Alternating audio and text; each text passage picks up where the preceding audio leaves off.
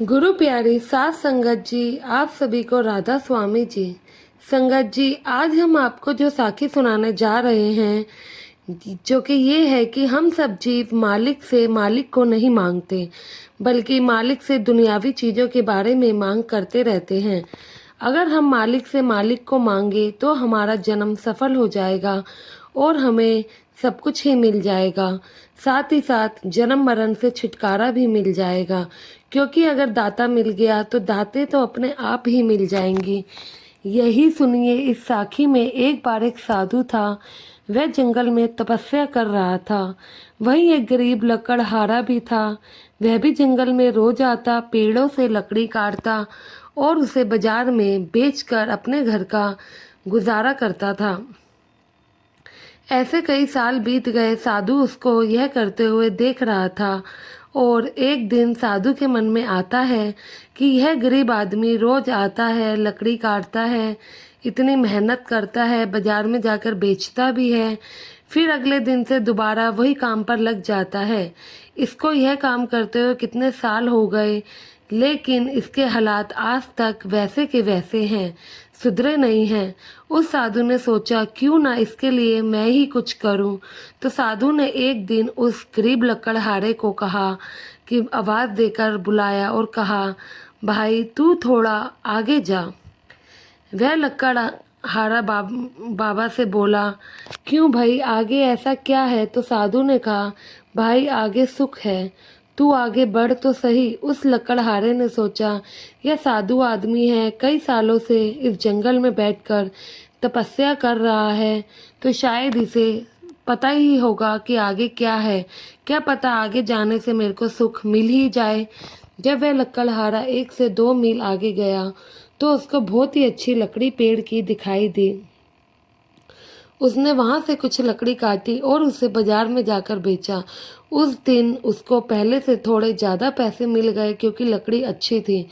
वह लकड़हारा बहुत ज़्यादा ही खुश हुआ। उसने सोचा मैं तो कई सालों से यहाँ पे काम कर रहा हूँ, 15-20 साल से आता जाता था, लेकिन मेरे को ये ही नहीं पता कि जंगल में आगे है ही क्या। और वही लकड़ियाँ मैं काट कर बाजार में बेच देता, जिससे मेरे परिवार का गुजारा तो चल जाता, लेकिन हालात नहीं सुधर पाते। यह साधु भी मुझे कितने सालों से देख रहा है, लेकिन पहले तो इस साधु ने कभी भी मुझे आगे जाने के लिए नहीं कहा। कुछ दिन वह वहीं से लकड़ी काटकर बेचता है और वही काम करता रहता है। कुछ दिनों के बाद वही साधु उस लकड़हारे को फिर से मिलता है और फिर वही बात कहता है, भाई तू तो अभी तक फिर यहीं पर है, मैंने सोचा तूने तो कुछ तरक्की कर ली होगी। साधु ने उसको कहा, भाई और आगे जा, आगे जा। जब वह और आगे गया तो आगे उसको चंदन का पेड़ मिला।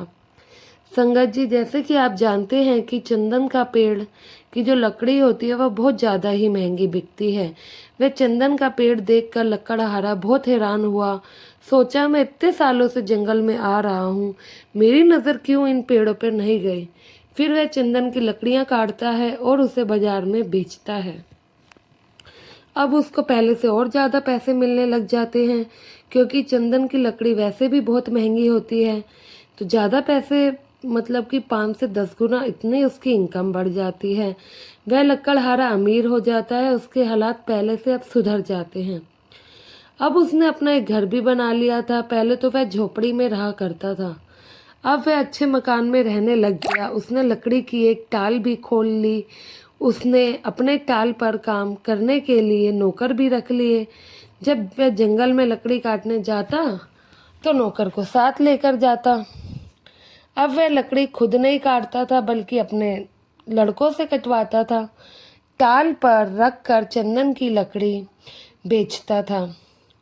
उसने लकड़ी के बड़े बड़े टाल लिए। पहले वह लोगों के टाल पर जाकर लकड़ी बेचा करता था। अब ऐसे हालात थे कि लोग खुद उसके टाल पर आते थे और लकड़ी बेचते थे। अब वह बहुत अमीर हो गया। जो लोग पहले उसे पूछते तक नहीं थे, अब उसको सेठ कहकर बुलाने लगे। एक दिन की बात है, वह साधु उस सेठ की दुकान के आगे से जा रहा था। उस सेठ ने उस साधु को पहचान लिया और बड़े प्यार से रोका और बोला, आओ संत जी, आप ही की वजह से आज जो मेरे हालात हैं इतने सुधर पाए हैं। अपने शुभ चरण मेरी दुकान में भी डालो और मेरी दुकान को पवित्र कर दो। आपके शुभ वचनों के कारण ही तो आज मैं जो हूँ और इतना अमीर हो पाया हूँ। पहले तो मेरी कोई औकात ही नहीं थी, मुझे कोई पूछता भी नहीं था, लेकिन आप सभी मुझे सेठ कहकर बुलाते हैं। यह सब आपकी दया मेहर से हुआ है। मैं इतना बड़ा साहूकार बन गया हूँ। संत जी, आपने ही तो कहा था और आगे जाओ। मैं आगे चलता गया तो मुझे चंदन की लकड़ी का पेड़ मिला और भी ज़्यादा पेड़ मिलते गए, जिनका भाव दूसरी लकड़ी से 100 गुना ज़्यादा था। उससे मैं करोड़पति बन गया। तब उस साधु ने बड़े ही प्यार से कहा, भाई, बाहर से तो तुम्हारे हालात सुधर गए, बदल गए, पर अंदर से तुम्हारे हालात बिल्कुल भी नहीं बदले। 20 साल पहले भी तुम्हारा वही हाल था और 20 साल बाद अब तुम्हारे बच्चे भी बड़े हो गए हैं, तब भी तुम्हारा वही हाल है। तुम्हारे सब दुख भले ही दूर हो गए हों, लेकिन तुम फिर भी बहुत उदास लग रहे हो। क्या बात है? तो वह आदमी बताता है और साधु की बात सुनकर रो भी पड़ता है कि बाहर से तो हम सभी खुश नज़र आते हैं, सुखी नज़र आते हैं, लेकिन अंदर सबको कोई ना कोई दुख, कोई ना कोई चिंता ज़रूर लगी रहती है। साहूकार बोला, मेरे पास पैसा तो बहुत है, लेकिन मेरे घर में शांति नहीं है, मेरे बच्चे आपस में लड़ते रहते हैं। तो संत ने कहा, मैंने तो तुम्हें आगे जाने को कहा था। तो वह सेठ बोला, मैं आगे ही तो गया था। साधु ने कहा, आगे? वह साहूकार बोला, आगे तो बहुत बड़ी खाई है, मैं खाई में कैसे जाता। संत ने कहा, तू सिर्फ दुनियावी पदार्थ इकट्ठे करता रहा। उस अकाल पुरुष कुल मालिक ने उसको यही समझाया कि तुम सारी उम्र उस मालिक से दुनिया की ही चीज़ें मांगते रहते हो। क्या तुमने कभी उस कुल मालिक से उसको मांगा है? उस कुल मालिक को कभी भी याद किया है? संत जी बोले, भाई, भजन सिमरन कर ले, क्योंकि इसी दुनिया की हाय हाय में तुम्हारी उम्र बीत जाएगी। जो बच्चे आज तेरे को अपना कहते हैं, वह तेरी कमाई पर मौज मस्ती कर रहे हैं। तेरे मरने के बाद कहेंगे कि इसको जल्दी निकालो। 2 दिन बाद भाई, तुझे किसी की याद नहीं आएगी और कोई तुझे याद नहीं करेगा। यही हम सबकी हालत है। जो चीज़ हमारे साथ नहीं जानी, उसी चीज़ के लिए हम जिंदगी में भागते रहते हैं। और जो बाबा जी ने, सदगुरु जी ने हमें नाम बख्शा है, उसकी तरफ कभी देखते तक भी नहीं हैं, सिमरन भी नहीं करते हैं।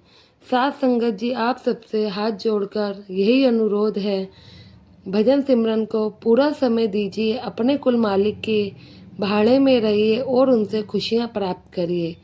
संगत जी, आशा है ये साखी आपको पसंद आई होगी। पसंद आई है तो चैनल को सब्सक्राइब करके चैनल का